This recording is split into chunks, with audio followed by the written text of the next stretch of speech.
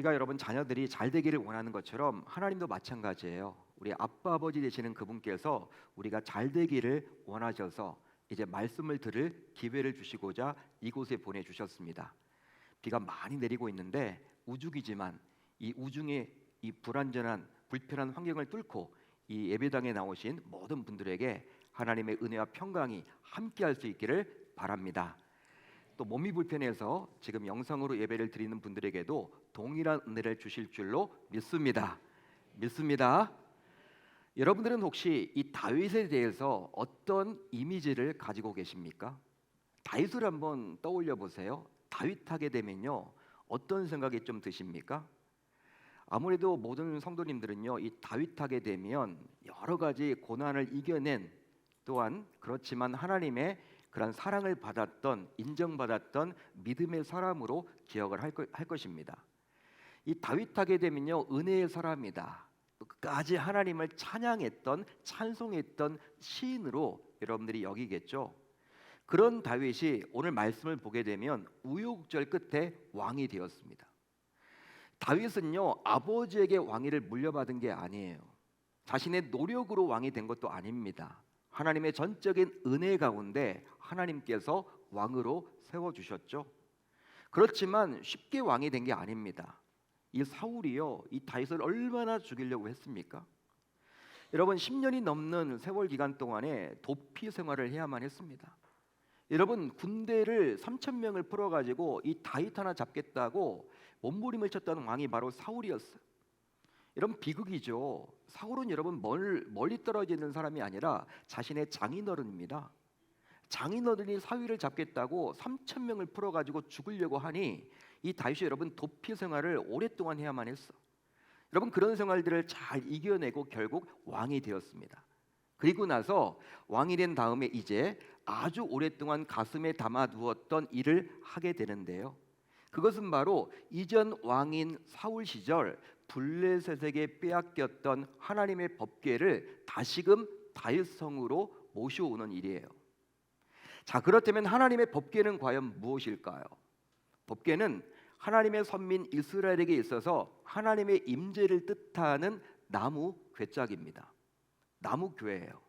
나무 상자죠. 그렇지만 중요합니다. 이스라엘 백성들에게 있어서는 너무나도 중요한 성물입니다. 자, 그래서일까요? 다윗은 이 법궤를 모셔오고자 철저한 계획을 세우게 되는데요, 우선 어떤 계획을 세웠느냐? 바로 이스라엘 전역에서 3만 명을 선발합니다. 아니 여러분, 언약궤가 뭐가 그렇게 무겁다 하고 뭐가 그리 대단하다고 3만 명을 선발하겠습니까? 그거 하나 들고 오겠다고? 모셔오겠다고? 그런데 말씀을 보게 되면요, 3만 명을 뽑았어요. 여러분, 이렇게 한 이유가 있죠. 다윗이 이렇게 한 이유가 있는데 그것은 바로 무엇이냐면 일이 아주 중요한 국가적 행사라는 사실을 만천하에 보여주고자 함이에요. 또 있습니다. 산에 있던 아비나답의 집에서 새 수레를 이용해서 법궤를 이동했습니다. 그뿐 아니라 법궤를 모시고 오는 중에 귀한 잣나무로 만든 여러 악기와 수금과 비파와 소고와 양금과 재금으로 하나님을 찬양했어요. 그리함으로 이 법궤를 모시는 전 과정이 하나님께 드리는 예배로 올려지기를 기대했던 것이죠. 따라서 이스라엘 왕이 된 다윗은 법궤를 모셔오는 것에 지극정성을 쏟았습니다.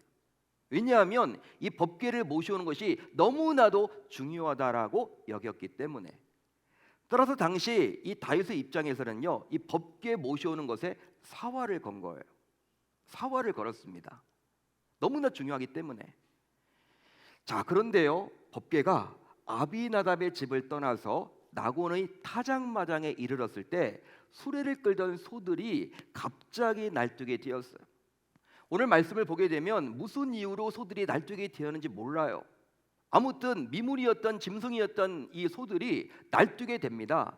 그 결과 이 법궤를 호위했던 아비나답의 아들인 우사가 수레에 담긴 법궤가 땅에 떨어질까 봐 어떻게 합니까? 법궤에 손을 대게 되죠. 여러분, 수레에 법궤가 담겨서 소들이 이끌고 가고 있어요. 소들이 여러분 날뛰니까 여러분 흔들릴 거 아닙니까? 수레에 담겨지는 법궤가. 그게 여러분 땅으로 떨어질 것 같아서 이 법궤를 옆에서 호위했던 이 우사라는 사람이 손을 대어서 이제 떨어지지 못하도록 막은 거예요. 자, 그 결과 정말 상상할 수 없는 끔찍한 일이 일어나게 되었는데요. 어떤 일이 일어났습니까? 바로 우사가 그 자리에서 즉사하는 일이 일어났다는 거예요. 여러분, 하나님이 죽여버렸습니다. 우사를. 무서운 일이 벌어졌죠. 이 일로 다윗은요 크게 두려워하게 되었고, 그 결과 법궤를 모시려 했던 마음에도 이제 불편함이 생기게 되었다는 거예요. 그래서 더 이상 법궤를 자신의 성으로 모시고 싶은 마음이 사라졌습니다. 아니, 모시고 싶지 않았던 거예요, 이 다윗조차도. 하지만 실제로 법궤를 다윗 성으로 모시려 주도했던 장본인이 바로 이 다윗 아닌가요? 그런데 이런 다윗이 이제 법궤를 모시고 싶지 않았기에 법궤는 길가에 머물러야만 했던 것이죠. 누구 하나 여러분 옆에 가까이 가려고 하지 않습니다. 누구 하나 여러분 그 법궤를 다시금 이렇게 챙겨서 옮기려고 하지 않습니다. 길가에 머물러 있을 수밖에 없어요. 심지어 우사의 죽음을 주변 사람들이 많이 봤기 때문에 그 어느 누구도 여러분 두려운 마음이 있어서 법궤 근처에 가까이 가려고도 하지 않아요. 여러분, 만약 여러분들 역시 그 현장에 있었더라면, 여러분들이 시간을 초월해 가지고 그 현장에 가 있다면 당시 사람들과 마찬가지로 두렵지 않았을까요? 실제 법궤를 옮기다가 사람이 죽었습니다. 사람이 죽었다고요. 멀쩡했던 사람이 죽었기 때문에 우리 역시 법궤 가까이 가지 않으려 했을 것이고, 심지어 법궤를 모시려고 하지도 않았겠죠. 그게 여러분 사람이라면 갖는 마음입니다. 인지상정인 것이죠. 자, 그런데 오늘 본문 11절을 보게 되면요, 다소 이해하기 힘든 일이 일어났습니다. 자, 여러분들이 가지고 있는 성경 11절을 한번 눈으로 보시길 바라고 이제 한번 같이 읽어보겠습니다. 11절 시작. 여호와의 궤가 가드 사람 오벳 에돔의 집에 석 달을 있었는데 여호와께서 오벳 에돔과 그의 온 집에 복을 주시니라. 할렐루야. 실제 이것은 과연 어떻게 된 일일까요? 어떻게 된 일일까요? 우사는 법궤를 붙잡았다가 결국 하나님의 진노를 받아서 죽게 되었습니다. 이 광경을 봤던 다윗을 비롯해서 많은 사람들은요 이제 법궤 모시는 일이 두려웠어요. 그래서 법궤 하면요 멀리 피하려고만 합니다.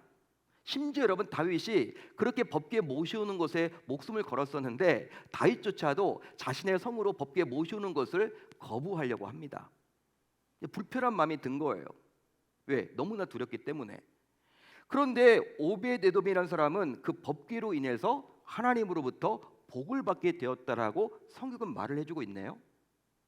실제 오벳에돔의 집에 법궤가 석 달간 머물면서 그와 그의 가문 전체가 복을 받게 되었습니다.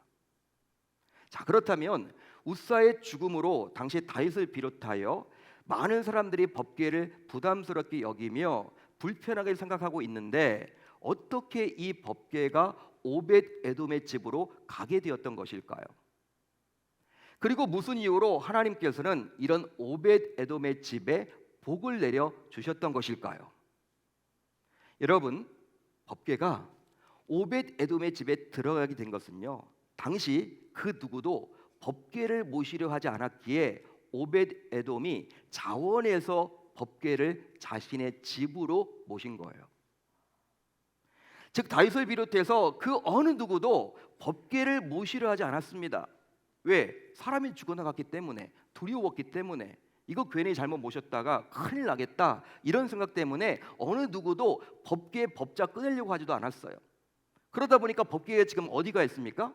길가에 그냥 머물러 있는 것이죠. 그렇게 소중한 하나님의 임재를 상징하는 그 법궤가 지금 길가에서 노숙하게 생겼습니다. 이런 상황이 여러분 시간이 점점 흘러가고 있어요. 이런 상황 가운데 오벳에돔이 어떤 마음이 들었느냐? 그래서는 안 되겠다라는 마음으로 총책임자였던 다윗에게 손을 듭니다. 그리고 나서 자신의 집으로 모시겠다고 자원하게 이르렀다라는 거예요. 쉽게 말하면 오벳에돔은 설사 법궤를 자신의 집으로 모심으로 자신에게 어떤 불이익과 손해가 온다 하더라도 오직 믿음으로 법궤를 자신의 집으로 모셨던 거예요. 즉 오베데돔은 그 무엇보다도 하나님을 섬기는 것에 최우선을 두었습니다. 하나님 섬기는 것에 최우선을 두었다라는 거예요. 평소에도 하나님 섬기는 것을 최우선으로 두었기 때문에 이렇게 하나님의 법궤가 길가에서 노숙하는 그 장면을 바라만 볼 수 없었기 때문에 내가 해야겠다, 이런 자원하는 그 마음을 갖게 된 거예요. 여러분, 이것이 바로 영적 동력으로 이어진 것입니다. 실제로 당시 오베데돔이 믿음으로 결단하지 못했다면 어떤 일이 벌어졌을까요? 어쩌면요, 법궤는 아주 오랫동안 길가에 머물러 있어야지도 몰라요. 하지만 오베데돔의 믿음의 결단으로 법궤는 더 이상 길가에 머물러 있지 않게 되었죠. 결국 쉽지 않았지만 믿음으로 결단한 오벳에돔이었기에 하나님께서는 그런 그의 믿음을 보시고 그와 그의 가문에 복을 내려 주셨습니다. 할렐루야, 할렐루야. 그렇습니다. 오벳에돔이 자원하여 법궤를 자신의 집으로 모심으로 결국 오벳에돔은 자신의 집을 하나님의 처소로 내어주게 되었어요. 여러분, 한번 생각을 해보세요. 법궤가 있는 곳이 곧 하나님의 전이 됩니다. 여러분, 그렇죠? 오베드돔이 이제 이 법궤를 자신의 집으로 모시는 순간, 이제 그 순간부터 더 이상 오벳에돔의 집이 아니라 그 집은 누구의 집이 되는 거예요? 만왕의 왕이시고 창조주 여호와 하나님이 계시는 성전이 되는 것이죠.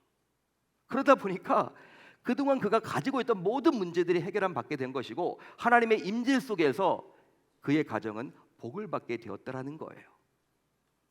자, 그렇다면 이제 우리는 우사의 죽음을 과연 어떻게 바라보면 좋을까요? 여러분, 우사가 왜 죽었습니까? 아니, 오베드돔은 복을 받았다고 쳐. 그렇다면 우사는 뭘 그리 잘못했다고 여러분 죽게 되었습니까? 하나님이 진노했다고 나와 있죠. 하나님께서 지금 화를 내고 있는 거예요.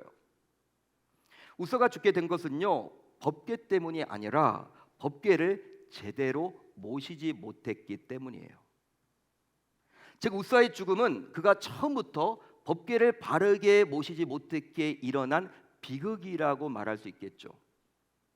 실제로 민수기 4장 15절을 보게 되면 하나님께서는 오직 레위 사람들 가운데 고앗 자손만이 법궤를 어깨에 메고 운반하도록 정하셨습니다. 이건 하나님이 정하신 거예요. 레위 사람이라고 해서 무조건 법궤를 들고 다닐 수 있는 것이 아니라 레위 사람들 중에서도 구별된 고앗 자손들만이 어깨에 메고 다니도록 했습니다.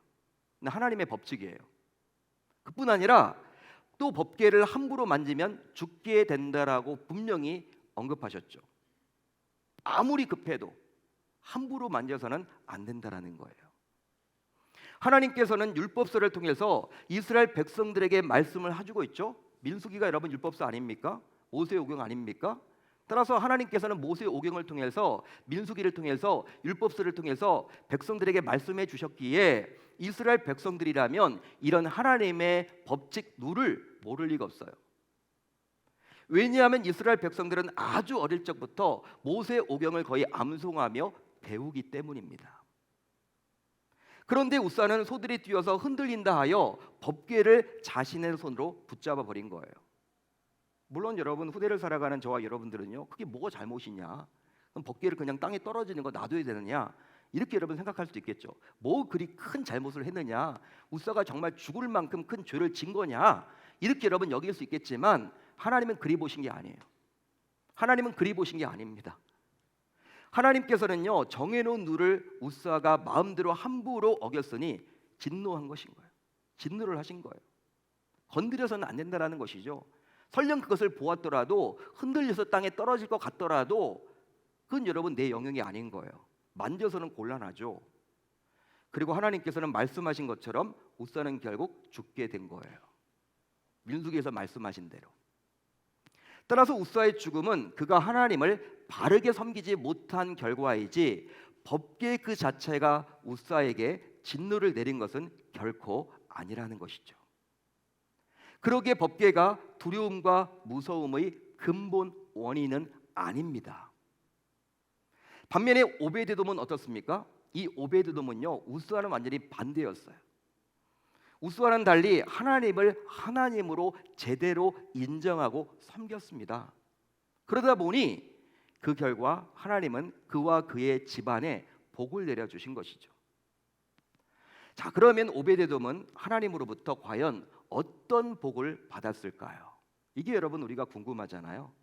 그런데 사무엘하 6장 오늘 읽었던 이 본문을 보게 되면 그냥 단순히 한 절로만 기록이 되어 있어. 하나님이 그의 집안에 복 주셨다. 그 한 절입니다. 자, 그렇다면 오베데돔은 과연 어떠한 복을 받았을까요? 역대상을 보면 나옵니다.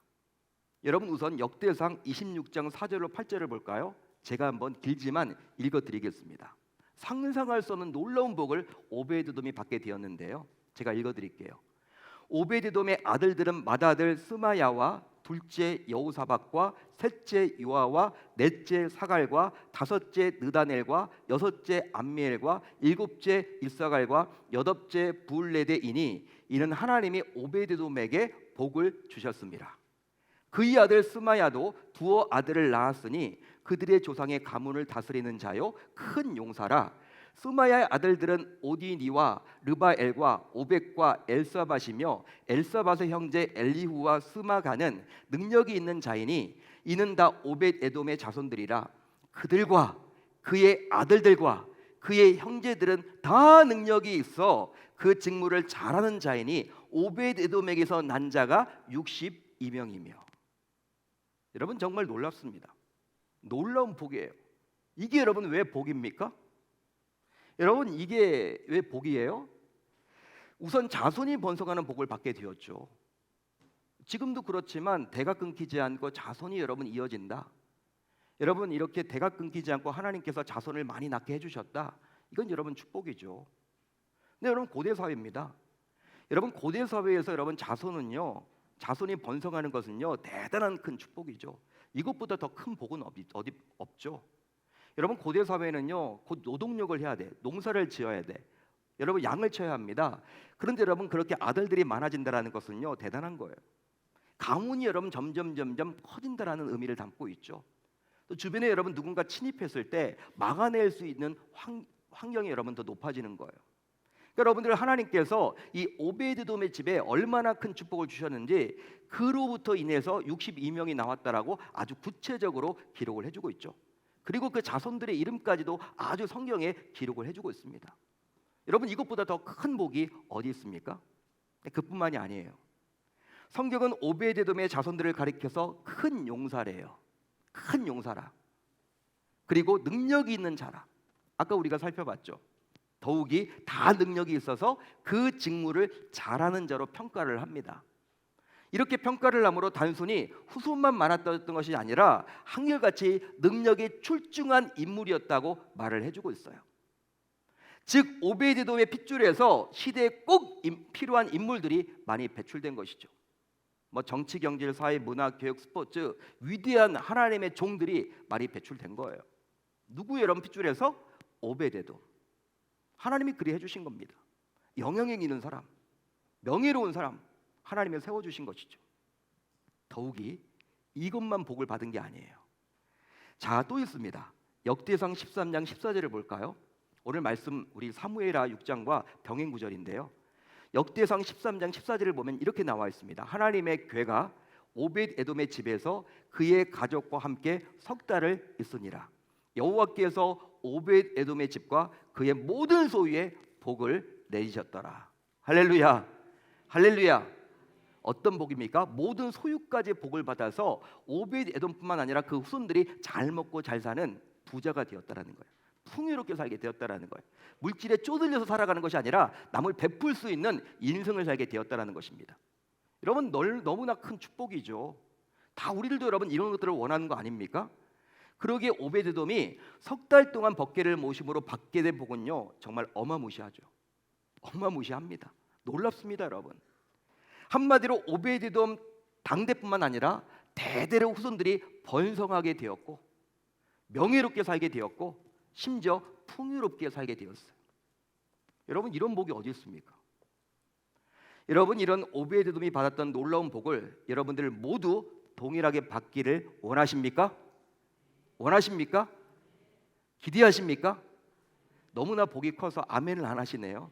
저는 받고 싶은데, 진짜 이렇게 되고 싶은데, 우리 교회 성도님들도 이런 인생을 살아가면 좋겠다. 말씀을 준비하면서. 근데 아멘이 적으시네 진짜. 그뿐 아니라 복의 근원 되시는 여호와 하나님께서는 지금도 살아계셔서 나에게도 복줄 주신다는 사실을 여러분들 모두 믿으십니까? 실제 오베드돔의 집에 기적이 일어났다면 이 시간 말씀을 듣는 나의 가정에도 동일한 기적이 나타날 줄로 믿습니다. 사랑하는 성도 여러분, 지금도 우리가 믿고 섬기는 하나님께서는 우리 각자에게 복을 내리십니다. 근데 그것만 내리시는 것이 아니라 우리 각자에게 진노 또한 내리신다라는 거예요.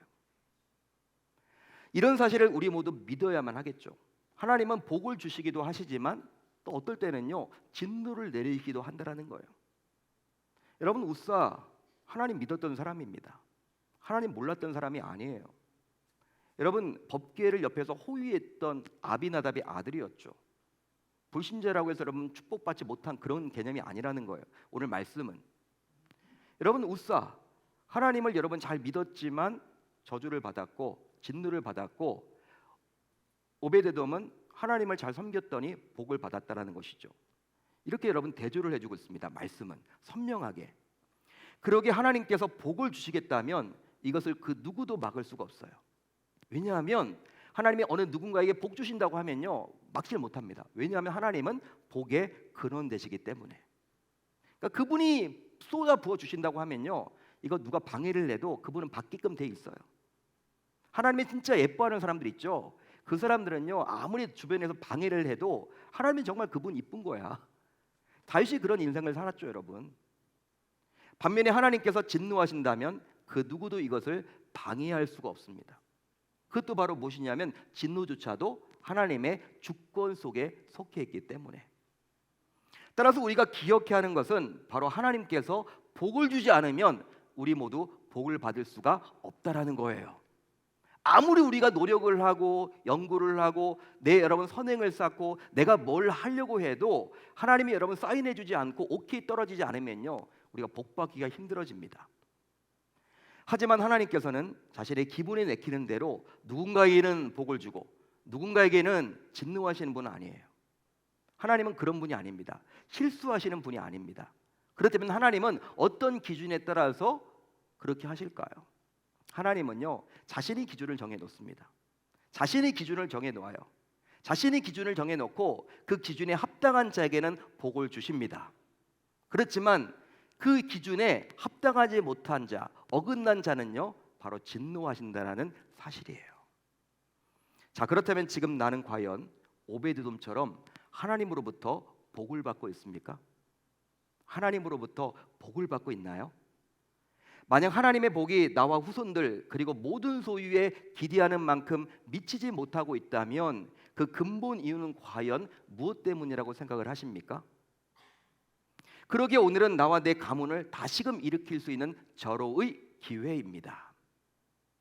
따라서 이 기회는 자주 오지 않기에 오늘 반드시 이 주어진 기회를 붙잡아야 할 줄로 믿습니다.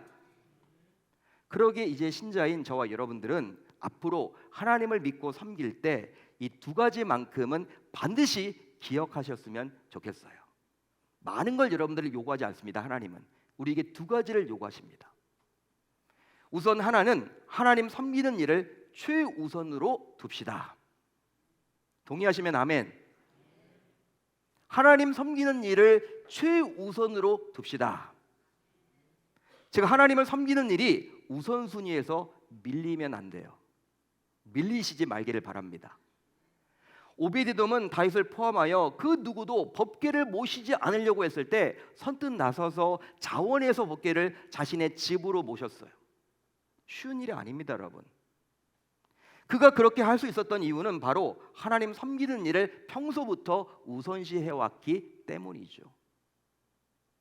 그렇습니다. 하나님을 하나님으로 인정하여 우선해서 섬기는 것이 바로 복을 받게 되는 통로임을 믿을 수 있기를 바랍니다.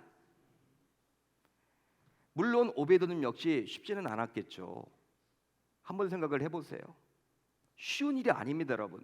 다윗조차도 그 믿음 좋다라는 다윗조차도 여러분 포기했어요. 두려워했어요. 이 법궤를 자신의 집으로 모신다라는 건 쉬운 일이 아니거든요. 왜? 사람이 죽어 나갔는데 그런 벌을 받을까 봐. 여러분 두렵잖아요. 법궤 잘못 만졌다가 법궤 잘못 모셨다가 집안에 폐가망신 당할 수도 있고 자기가 죽을 수도 있는데 다윗조차도 여러분들 마땅하게 여기지 않았어요. 모시려고 하지 않습니다. 어떻게 하면 모시지 않으려고 다 눈치 보고 있어. 그런 상황 가운데 누가 손을 들었던 거예요? 누가 자원했던 거예요? 오베데돔. 그렇지만 여러분 오베데돔 쉬웠겠습니까? 쉽지 않았겠죠. 어쩌면 그가 자원하여 법궤를 집으로 모시려고 했을 때 그의 가족 중 어느 누군가가 이런 그의 결정을 대놓고 반대했을지도 몰라요. 아버지 큰일 난다고. 사람 죽어 나갔는데 지금 법궤를 지금 우리 집에 모신다고? 이 말이 되냐고. 여보 큰일 나요. 당신 나가서 그냥 살면 안 돼? 우리 집안 다 폐가망신 나가면 어떡해? 여러분 어쩌면 이 오베데돔도요. 그런 여러분 갈등이 있었겠죠. 여러분 갈등을 왜 안 했겠습니까? 사람인데. 오베데돔이 여러분 신이 아니잖아요. 사람인데 우리와 똑같은 성정을 가진 사람인데 그럼에도 불구하고 오베데돔은 하나님 섬기는 일이 가장 중요하다고 보았기에 결코 타협하거나 자신의 결정을 돌이키지 않았습니다. 그 결과 그와 그의 가문은 전무후무한 복을 받게 된 것이죠. 따라서 이제 우리 역시 아무리 바쁘고 주변 사람들과 가족들이 반대하고 방해하더라도 하나님 섬기는 일에 누가 시켜서가 아니라 자원하여 최우선을 둬야 할 줄로 믿습니다.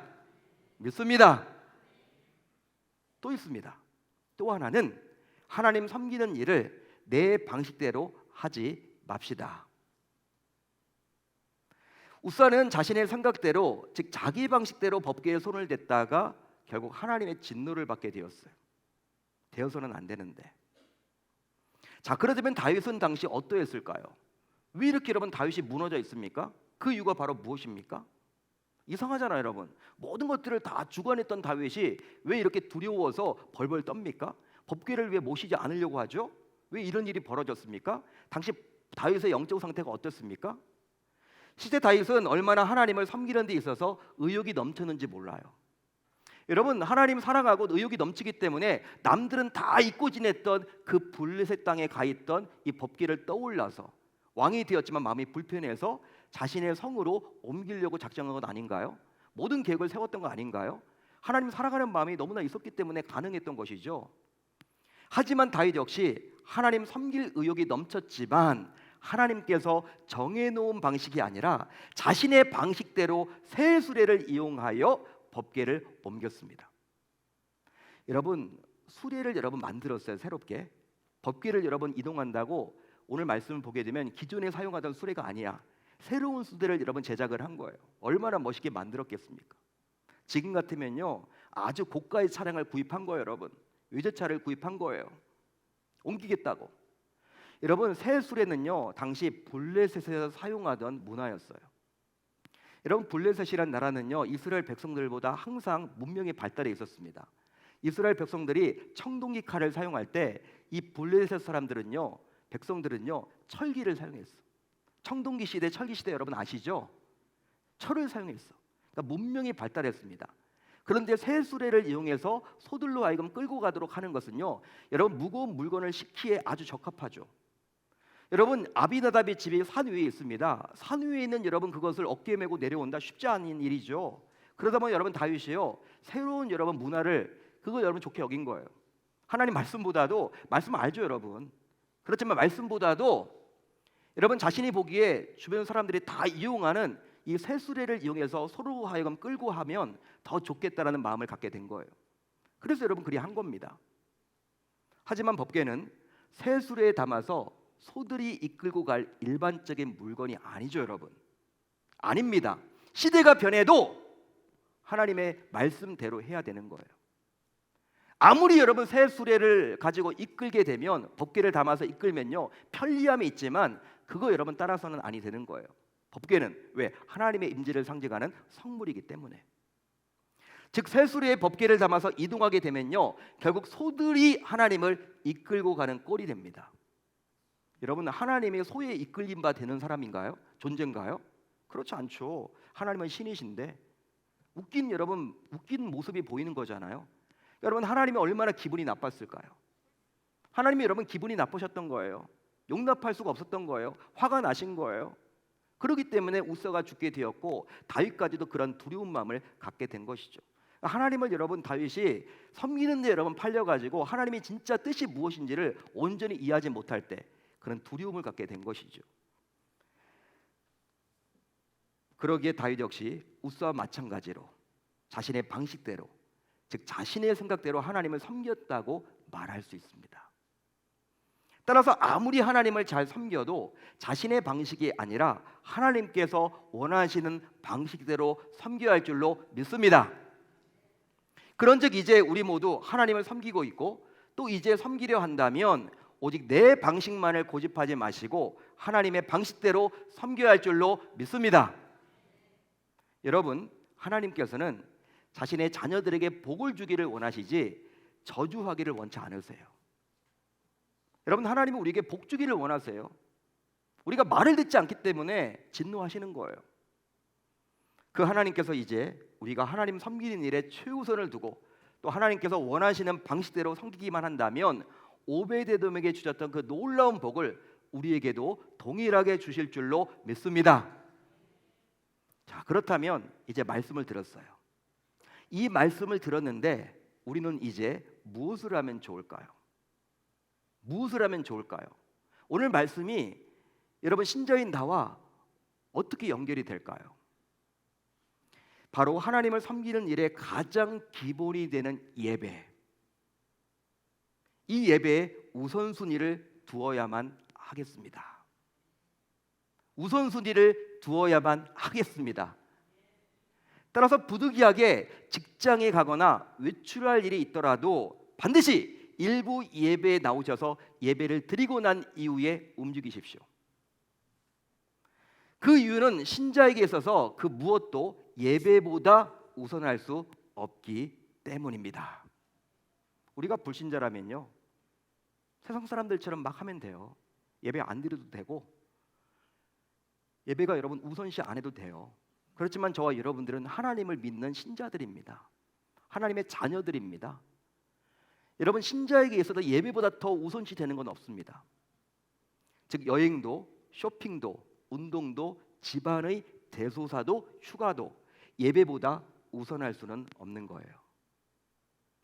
또 자신의 방식대로 예배를 드리지 말아야 하겠습니다.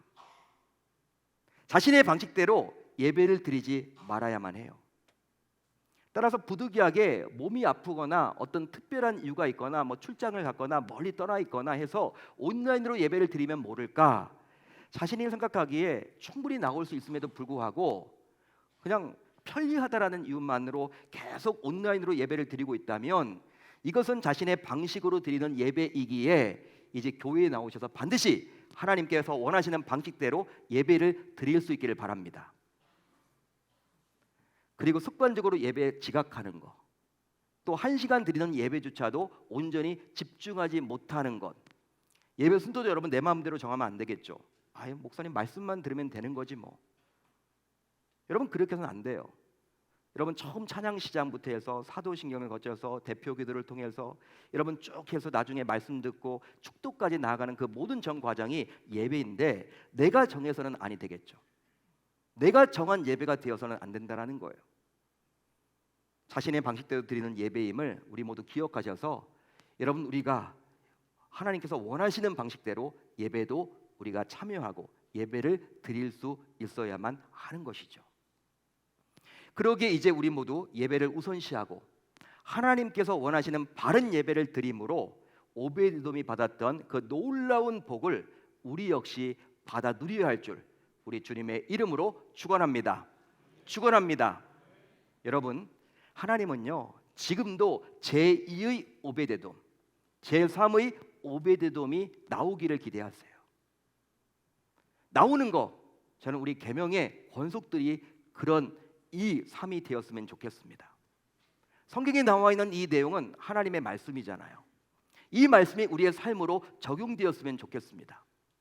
실체를 옮겨짐으로 말미암아 우리가 정말 인생을 살아갈 때 이 오베드돔이 받았던 이 놀라운 축복을 나로 인해서 내 후손들이 받고 부유하게 되고 하나님이 높여주고 자손들이 복을 받고 자손들이 많아지는 그런 놀라운 복을 우리가 잘 이루어 나갔으면 좋겠어요.